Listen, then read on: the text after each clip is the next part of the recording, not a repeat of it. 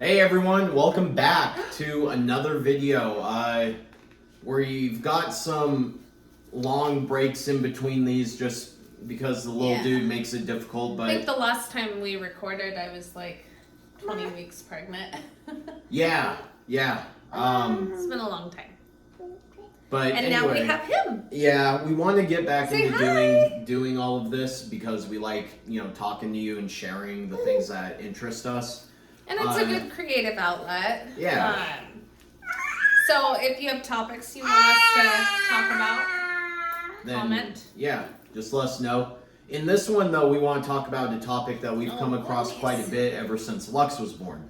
And that topic is the cried out method, which is also used in like sleep training where basically when... this is our life now. Yeah. Oh goodness. Basically, the cried out method is when you put like a baby to sleep. They're gonna wake up several times throughout the night because for various they have needs. Yeah, they have needs.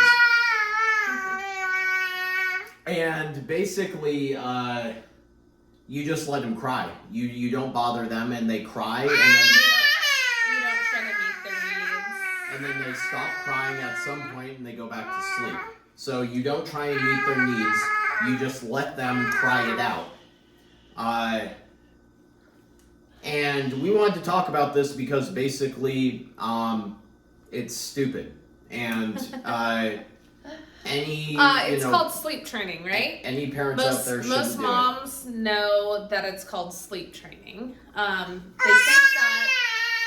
think that you can train your baby to sleep better.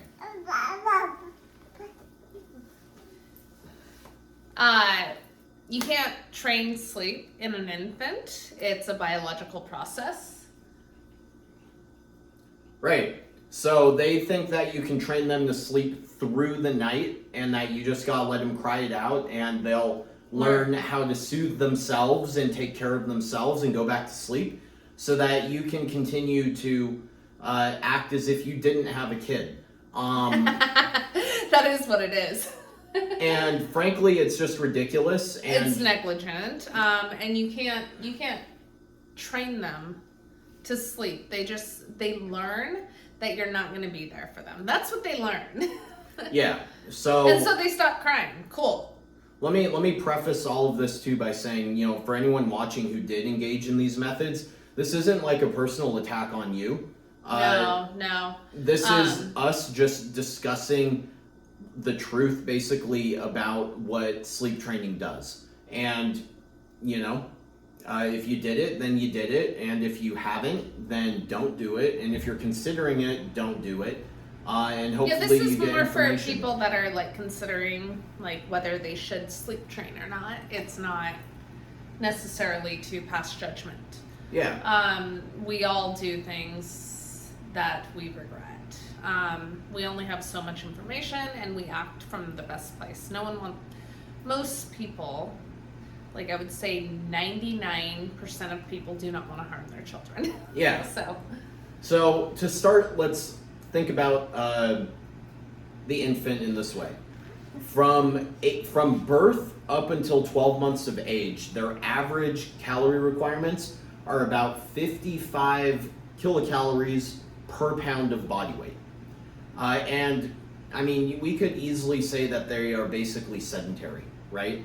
The equivalent for an adult is about 11 or 12 kilocalories per pound of body weight. how is this relevant to the baby? So this is relevant because already we can see that these like rapidly growing and developing infants have essentially a metabolic rate and calorie requirements that are 5 times greater than an adult human when you correct for their body weight and size difference. And when you look from a metabolic perspective, you can see that the infant will rapidly enter into a level, starvation. not quite like starvation, but if you as an adult were to just completely fast for about 3 to 5 days, an infant achieves that level of ketosis after about 3 to 4 hours of not eating because their metabolic rate is so rapid. That's why they have frequent weight gains. Yeah, and that's why they eat so frequently, and that's why they wake up in the middle of the night commonly to eat, because they're like starving basically every several hours. Yeah, I mean, there's other reasons why they wake up in pain, like gas. Anyone that's had a colicky baby knows that. Or they just want to make sure you're there. Yeah, sometimes they'll roll over and like look and see us there and then roll back over and go to sleep just to make sure he's safe. Yeah. That's what it is. It's just to make sure he's safe. So frequent nightly awakenings, really frequent when they're a newborn, and then as they every 2 hours. As they progress, 2 to 3 times a night easily, they're gonna wake up for eating and other things. That's completely normal. It's expected. It's how you make sure your baby's getting enough food so that they develop correctly. And it's also how you let them know that you're safe and secure and that they can rely on you. Yeah, so that's the problem with letting them cry it out, is that you're priming their attachment system, which is how they develop connections for the rest of their life, right? We're either securely attached, avoidant. Avoidant is usually when someone's let to cry it out. Or anxiously attached when, say, the caregivers were attentive some of the time and let the baby cry it out other times, so they didn't really know what to expect, and so then they become anxiously attached in adulthood. Yeah. And so when you let your baby cry it out, what you're telling them is that you cannot rely on me as a caregiver, and your needs are not important to me, and therefore you should stop expressing those needs because they aren't going to get met.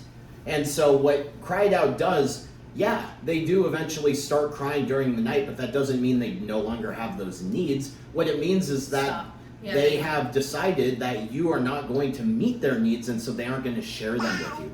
And this is a perfect way to lead to an avoidant attachment style later in life, throughout their entire life. They are going to basically not want to share their inner world. They're always going to have up walls with you as caregivers and with other people as they develop relationships, because that is their inner world and that is their subconscious forming during this time. And this is incredibly, I will say, harmful for them, because it's going to impact their relationships with everyone for the rest of their life. They are going to approach these relationships with the mindset that I can only rely on myself. Others cannot be relied upon and they cannot be trusted. If I end up getting into too much emotion, too much conflict, over reliance with people, I am going to shut down and withdraw from them, because those situations make me uncomfortable. I am most comfortable when I am by myself alone. And if need be, I will cut out other people to maintain that space. And so that's why the post that I posted yesterday, it was some doctor's opinion on how borderline personality disorder and narcissism develops. Narcissism is like an over focus on oneself, right? We have a couple videos on that. It's often misused. It's very rare to be diagnosed with narcissistic personality disorder. That's an extreme, probably a bunch of screws loose in those people. I don't think it's just from cry it out, but yeah. Attachment, avoidant attachment, like, have some compassion for those people, because they likely were, I don't know, this gets into a much deeper discussion about attachment styles in general, but I don't want to go down that rabbit hole. Basically, people who are avoidant attachments at some point during their early childhood, they were neglected to a point where they believed that they could only rely on themselves. And so that neglect could be what we just talked about. It could be the type of sleep training cried out method.